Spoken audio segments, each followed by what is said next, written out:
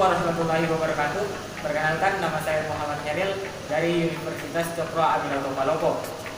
Saya berasal dari Fakultas Pertanian, Prodi Agroteknologi. Video ini dibuat untuk memenuhi tugas sekaligus menjawab soal-soal ujian tengah semester yang diberikan oleh dosen mata kuliah Bahasa Indonesia. Nah, pada ujian tengah semester kali ini, dosen memberikan soal ujian tengah semester sebanyak 9 nomor. Untuk mempersingkat waktu, mari kita menjawab semua soal tersebut.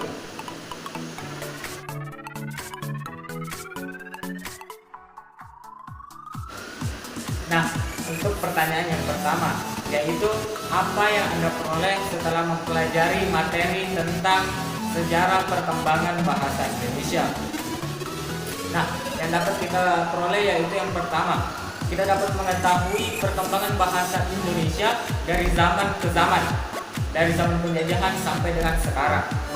Yang kedua, kita dapat mengetahui perkembangan EYD dari amandemen pertama, dari perubahan yang pertama sampai dengan perubahan sampai sekarang. Yang ketiga, kita dapat mengetahui bagaimana perkembangan huruf dari dulu sampai dengan sekarang. Nah, itulah jawaban untuk nomor 1. Untuk jawaban nomor 2, mari kita lanjut.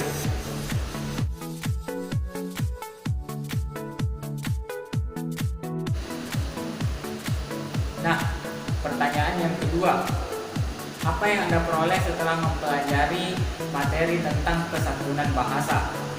Nah, yang dapat kita peroleh yaitu kita dapat memahami bagaimana menerapkan penggunaan bahasa yang baik dan benar di dalam kehidupan sehari-hari. Yang kedua, kita dapat memahami bagaimana menghormati seseorang lewat bahasa yang baik dan benar. Karena lewat bahasa yang kita katakan, lewat apa yang kita kerjakan, itu mencerminkan kepribadian kita. Jadi itu untuk jawaban nomor 2. Untuk jawaban nomor 3, mari kita lanjut.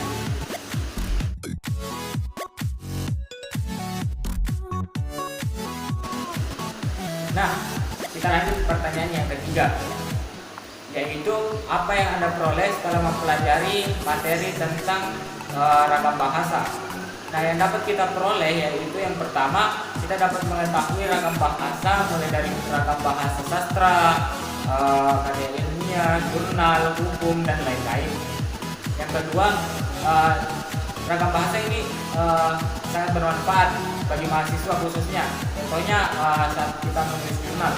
Nah, saat kita menulis jurnal, kita tidak boleh menggunakan bahasa sastra karena itu tidak boleh, tidak diperbolehkan karena bahasa sastra adalah bahasa yang menggunakan semua jenis bahasa, jadi baik itu yang baku dan non baku.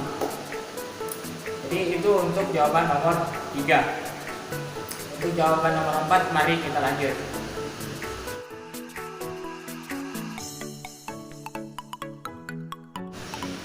Baik, kita lanjut untuk pertanyaan nomor 4, yaitu apa yang dimaksud dengan bahasa Indonesia yang baik dan benar? Jadi bahasa Indonesia yang baik dan benar adalah berbahasa Indonesia yang sesuai dengan tempat, lawan, dan topik pembicaraannya.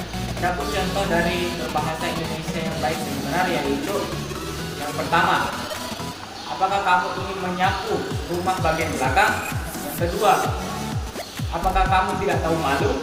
Yang ketiga, jangan pernah menyerah. Yang keempat, apakah kamu sudah mengerjakan PR? Yang kelima, apa yang kamu lakukan tadi? Jadi itulah jawaban untuk nomor 4. Untuk jawaban nomor 5, mari kita lanjutkan.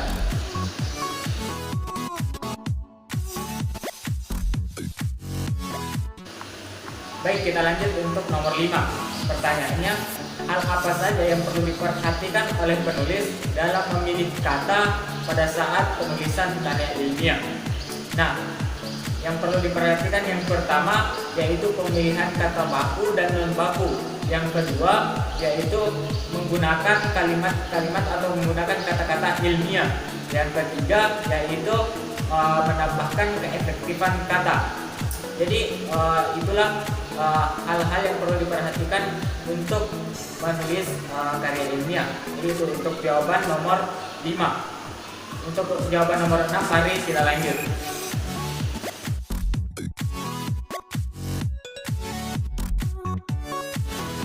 Nah, kita lanjut untuk pertanyaan yang ke-6, yaitu bagaimana cara menyusun kalimat menjadi kalimat yang efektif.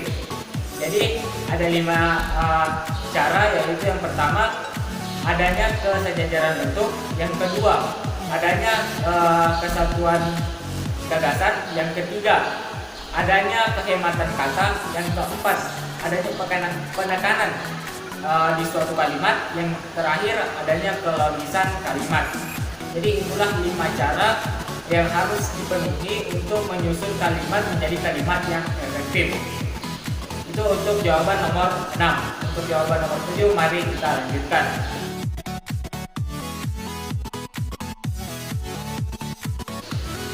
Baik, kita lanjut untuk pertanyaan nomor 7. Jadi pertanyaannya, buatlah 3 contoh kalimat efektif. Jadi yang pertama, sungai itu akan dilebarkan. Yang kedua, Adit membeli pulsa untuk ayahnya. Yang ketiga, film itu sudah saya tonton. Jadi itulah 3 contoh kalimat efektif. Itu untuk jawaban nomor 7. Untuk jawaban nomor 8, mari kita lanjutkan.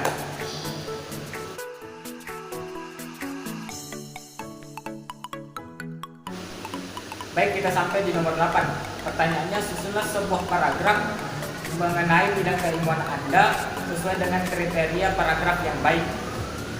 Jadi, agroteknologi merupakan bidang studi yang mempelajari tentang penguasaan teknologi di bidang pertanian yang melihat kualitas dan efisiensi. Nah, di sini juga kita akan mempelajari bagaimana caranya mengelola tanaman, mengatasi hama, dan mengelola ekosistem. Selain itu juga kita akan mempelajari tentang bagaimana menghadapi masalah-masalah baik itu di bidang pertanian, pembenihan maupun perkebunan. Nah, serta kita juga akan dipersiapkan untuk menghadapi industri era 4.0, di mana kita dipersiapkan untuk membantu mempersiapkan produk-produk yang berkualitas ke depannya. Itulah jawaban nomor 8. Kita lanjut untuk nomor 9.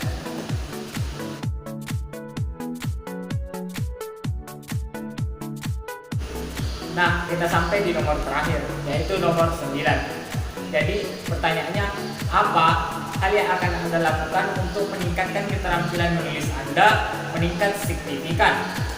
Jadi yang akan saya lakukan yaitu lebih banyak membaca buku, karena dengan membaca buku pembendaharaan kata saya akan meningkat lebih jauh lagi, lebih banyak lagi.